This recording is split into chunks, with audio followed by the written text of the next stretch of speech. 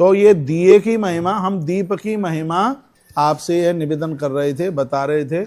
एकादशी का व्रत करते हैं उस दिन भी, और प्रत्येक दिन आप अपनी पूजा में दिया जरूर जलाइए, क्योंकि दीप है वो कर्म साक्षी देव है। दीप इस बात की साक्षी में है, जब हम दुनिया छोड़ करके ऊपर जाते हैं तो दीप देवता का रूप धारण करके भगवान के सामने, जैसे वकील केस लड़ता है तो दीप भी वहां पर पेश होता है और वो हमारी तरफ से केस लड़ता है। जब भी कहीं चित्रगुप्त कहते हैं इन्होंने ये अपराध किया, इन्होंने ये अपराध किया, इन्होंने ये अपराध किया, इन्होंने ये रजिस्टर भरा पड़ा है, उस समय वकालत वहां दीप देवता करता है।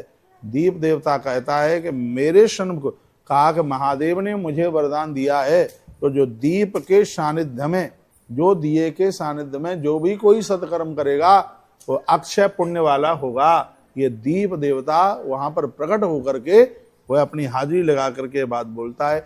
जितनी भी मेरी आवाज जहां जिनके घर तक पहुंच रही है, मैं पूरे दिन भर तक आपको दिया जलाने की बात नहीं कह रहा हूं, सुबह शाम दिया जलाइए, लेकिन जिस दिन आप 11 का व्रत किए हैं, एकादशी का व्रत किए हैं, उस दिन तो आप जरूर दिया जलाइए। दीपम पल सुवर्णेन तद्वार देन वापुनः वर्तस्तु राजती प्रोक्ता दीपा लुब्धात कापिवा। इसमें लिखा है सोने का दिया, चांदी का दिया, पीतल का दिया, ताम्र का दिया और मिट्टी का दिया, इन सब दियों के, दीपकों के महात्म्य की बहुत महिमा का वर्णन किया है। एकादशी के दिन जो दिया जलाया गया, घृत पूर्णम तथा कुंभम ताम्र पात्र समन्वितम लक्ष्मी नारायणो देवो यथा सत्या हिरण्यमया। आप सुन नहीं रहे हैं, घी से भरा हुआ दिया भगवान के सन्मुख आप रखते हैं, अपनी शक्ति के अनुसार भगवान के सन्मुख जलाते हैं। भगवान लक्ष्मी नारायण उनके घर में समृद्धि उड़ेल देते हैं, पटक देते हैं। यह दिए की इतनी बड़ी महिमा है। कहते हैं मुक्ति चाहने वाले व्यक्ति को हर कार्य में भक्ति पूर्वक दिया जलाना चाहिए। जिनके घर में 1 वर्ष तक अखंड दिया जला है, ब्राह्मण को भोजन कराया है, निवेदन यहाँ किया गया है 1 वर्ष के बाद 12 ब्राह्मणों को भोजन कराया जावे, तो कहते हैं कि ऐसे वह महापुरुष अपने पूर्वजों को परमात्मा के चरणों तक पहुंचा देते हैं। इस बात को एक बार और सुन लीजिएगा। इसमें वर्णन किया गया है कि 1 वर्ष तक यदि किसी ने किसी एकादशी से शुरू करे और उसी एकादशी तक जलने दे, 1 वर्ष भर के लिए यदि किसी ने यह दिया जलाया है, तो वर्णन किया इस दिए के प्रभाव से वह स्त्री पुरुष अपने पूर्वजों को भगवान के धाम तक पहुंचा देते हैं। पितृ भक्तम गुरु परम देव ब्राह्मण पूजकम पाद्या अर्घ दान विदना वस्त्रालंकार भूषणी। वर्णन किया गया है कि माता पिता घर पर आवे, मान लिया जाए आप कहीं बाहर रहते हैं और माता पिता आए हैं, तो आप पितृ भक्त हैं, तो आप माता पिता की आरती उतारिए, उनके चरण धोइए।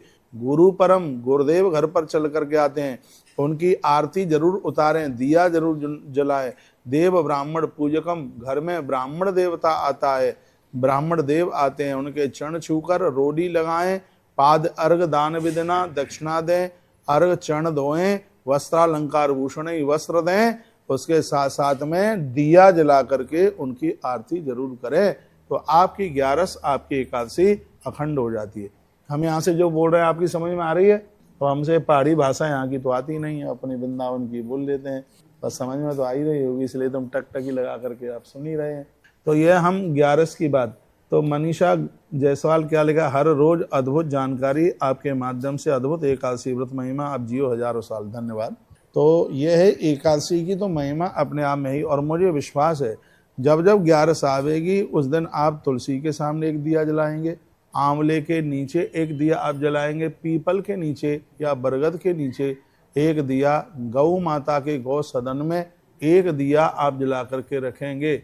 इसकी बहुत बड़ी महिमा है। अपने मंदिर में एक दिया जलाएंगे, 5-7 दिए जला लो, कोई ज़्यादा खर्चा नहीं आवेगा। खर्चा आवे तो मेरे नाम लिख देना, मैं हनुमान जी का नाम लिख दूंगा, हनुमान जी राम जी के नाम लिख देंगे, सब बराबर हो जाएगा।